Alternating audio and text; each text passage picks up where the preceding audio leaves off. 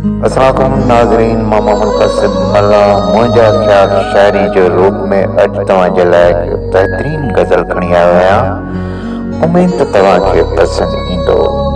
जे नाज़रीन काफ़ी ॾींहंनि खां पोइ तव्हां सां मुलाक़ात थिए पई, उन जो बि को सबबु हो, अलाह कंहिंखे मजबूर न करे।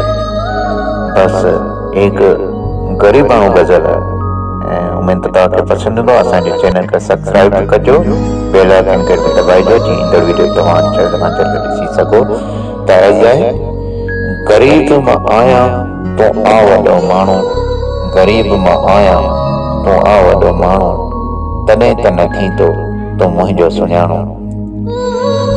ग़रीब मां आहियां तूं आ वॾो माण्हू, तॾहिं त न थींदो तूं मुंहिंजो सुञाणो। असांखे बि हक़ आहे करियूं कंहिंसां प्यार, असांखे बि हक़ आहे करियूं कंहिंसां प्यार, अमीर हुजे चाहे ग़रीब जो ॿार। असांखे बि हक़ आहे करियूं कंहिंसां प्यार, अमीर हुजे चाहे ग़रीब जो ॿार।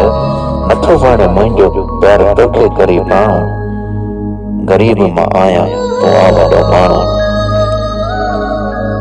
मुंहिंजी पाक मोहबत तोसां हुई प्यारा, मुंहिंजी पाक मोहबत तोसां हुई प्यारा, मगर तूं न समझे नायो क़दर वारा। मुंहिंजी पाक मोहबत तोसां हुई प्यारा, मगर तूं न समझी नायो क़दर वारा।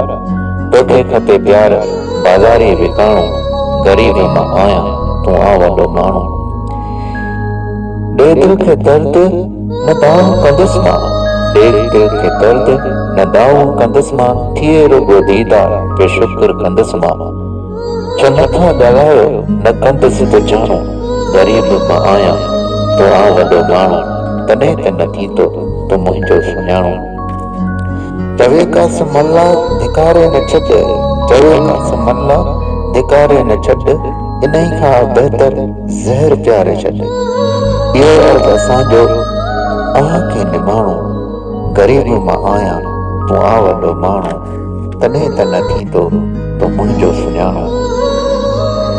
जी नाज़रीन, तव्हांजे साम्हूं बहितरीन हिकिड़ो गज़ल आंदोसीं, काफ़ी ॾींहंनि खां पोइ तव्हांजे साम्हूं हाज़िर थिया थी। जी जेकॾहिं तव्हां असांजो चैनल सब्सक्राइब न कयो त सभ खां पहिरियां तव्हां असांजो चैनल सब्सक्राइब करियो ऐं बेल आइकन खे दॿायो जीअं तव्हांखे असांजी ईंदड़ वीडियो जल्द खां जल्द मिली सघे।